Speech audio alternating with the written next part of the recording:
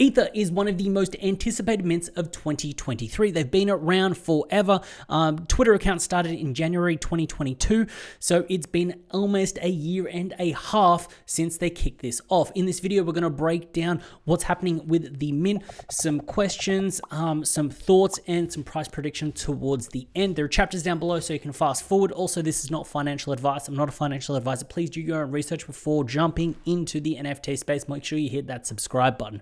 So Ether has been around for a while, and the quality of this project is insane. The animations are great, the storytelling, the previews, everything is on point. Now, the artist is Viii. I've never heard anyone kind of say it. I'm going to say Viii. So the artist is Viii, and then also the co-founder is C Valley.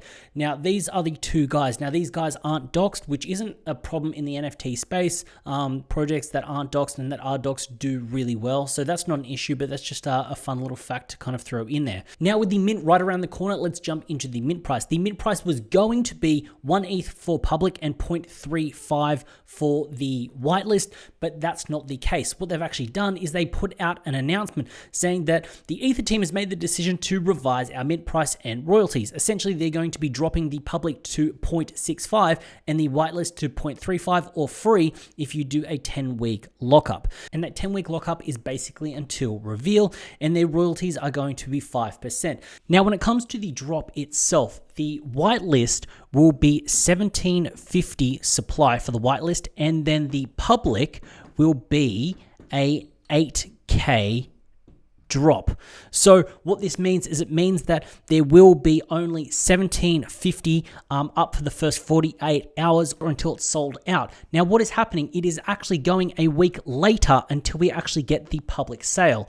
So what is a little bit different in this drop is the fact that there's such a large time frame between the whitelist and the actual public mint, which is a little bit dangerous for some, because what can happen is if you end up having the whitelist mint at the sort of 0.35 and with the public at the 0.65, what you end up with is you'll have the sort of whitelisters flipping it for around that 0.65, knowing that a lot of people are going to scoop it up for that 0.65. But with such a long time frame between the whitelist mint and the public mint, if it does start to drop below the 0.65, we're going to end up in a situation where it then will affect the public. Now, the reason that I think they've opted for this 1 week gap is to run up the secondary sales, run up a very high speculative price, which then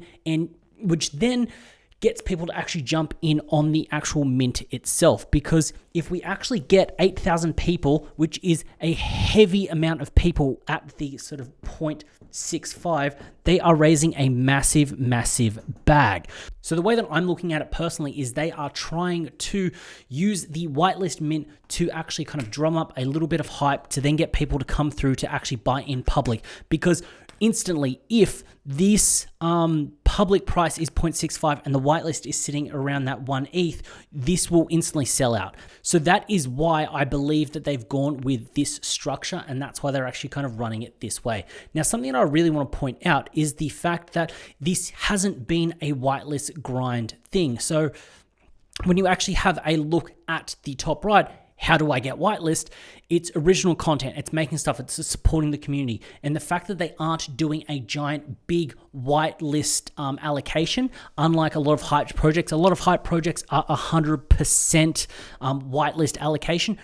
It is essentially an 80% public supply. Look, I'll throw the whiteboard back away. Now, I think this will work in terms of what's happened with Azuki. The fact that we have a space out here that was pumped and hyped for elementals, and elementals was let down, which then meant that you had a series of people wanting to actually come in and spend some capital and actually kind of get into an ecosystem. And I feel like Ether is almost like the next Azuki. Now, I know people always say, oh, this is the next Bored Ape, this is the next Azuki, this is the next whatever. The fact that there is an appetite for Ether, and the fact that there are people with some capital on the sidelines that want to spend, that want to get into something and want to trade, that are itchy, I think this will be the move. Now, something I want to point out is Whale.swoosh actually did a thread on Ether, but right at the end, he did a poll to see what people would think the floor price is. And a lot of people have gone under 1 ETH. So that is around 60%, 57%. Now, this shows that the market is assuming that it's going to trade under 1 ETH, so it's going to trade sort of just above what the public will be, which is understandable. But what we've seen time and time again in the market is if we think it's going to be a high floor price, it's a low. If we think it's going to be a low floor price, it's going to be high. So here is the price prediction. We've got the reveal, we've got public, and we've got the whitelist. I don't think we will see it ever go to the whitelist price, but what I think will happen is I think we'll start seeing some sales at 1 ETH, 1.5 ETH. I think we'll end up seeing it kind of drop down a little bit. I do think we'll see a price point at 0.8 ETH right beforehand. Then what will happen is once we get to a fully sold out of the whitelist, the whitelist, I think we'll then start to see it rise up. I think it'll come up to a 1.25 and then back down to a 1.1-ish to a 1 ETH.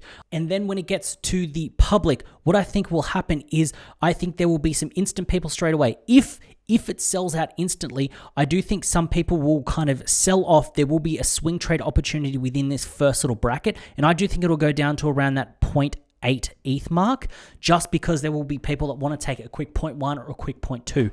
I do think that after this, after is a sellout, it will kind of run back up. I don't think we'll get over the 1.2 to 1.5 mark, just because I think there will be essentially almost a 2x opportunity from the lows. Then what will happen is it'll come back down to around that 1 ETH, up, down, and I do think right before reveal, we will be sitting at around that 0.95 to a 1.05. Now, the reason that I'm being somewhat conservative of this, obviously it'd be nice if it kind of bumped up and absolutely ripped to a 3 or something like that. The reason I'm kind of being somewhat conservative is the fact that the team pulled the public back from 1 ETH to a 0.65 makes them feel like they needed to pull back to actually get it to sell out. So that's why I feel like I think the team thinks that a 1 ETH price point is a high price point, a top end, and they were worried that they weren't going to sell out at the 1 ETH mark. So by putting it down at the 0.65 gives people the option to actually jump in and run it up. Now, Crypto Gorilla always says this. He goes, if people aren't going to be able to make some money, make some flips, and generate that secondary market, they're not going to mint it. If it did run at a 1 ETH mint price, then what is the upside? The upside is what, maybe 0.25 or a 0.5 ETH. I don't think that that's applicable or available. So people aren't going to risk 1 ETH to make 0.25, but people will risk 0.65 ETH to actually run that up to essentially a 2x when they kind of get to one of these peaks at a 0.25. I think if we're looking at this, whatever the that's why I'm kind of saying this is a price point, because people that get in at public, they are going to take a 2x exit, which is fine. They're going to have some fun, and that's why we're going to kind of get this little peak up there. Then people get bored, it trails off, it goes down here. So this is a little bit chaotic, but that's just what I'm kind of thinking. Am I going to be wrong? Heck yeah, I'll be wrong. I'm going to get terrible comments below going, you're an idiot, whatever. But look, honestly, I don't care.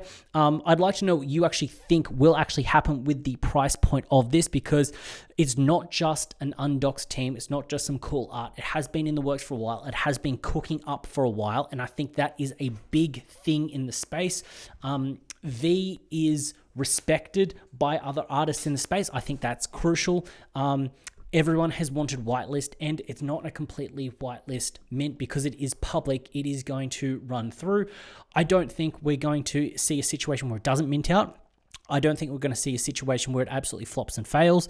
I think we are just going to see it run as is and just hit mediocre average numbers. And I think 1 ETH is seems somewhat appropriate, but yeah, over that 1.5. So yeah, that is my thoughts on Ether. That is a little bit of a background, a little bit of a rundown. If you enjoyed this video, go down there, hit that subscribe button, also hit that like button.